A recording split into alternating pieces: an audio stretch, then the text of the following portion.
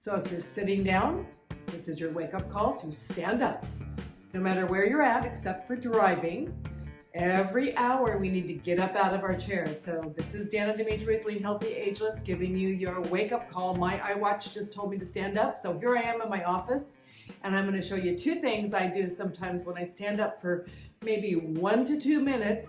Is I do what's called the 4-minute workout, but it takes me about 3 minutes. It's the nitric oxide workout. There's just 4 movements to it, and I've got a whole video you can follow along. But the 4 movements are some squats. So I do 10 to 15 squats, then I do 10 to 15 of these, then I do 10 to 15 of these overheads, and then 10 to 15 of these little hoorah, whatever.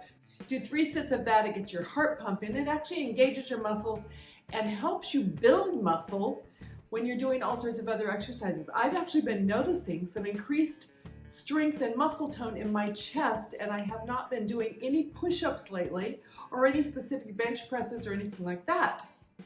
The other thing I've started to do is have a pair of weights in my office. I always have a pair in my family room by my TV, so if we're watching shows or whatever at night, I can do some lifting.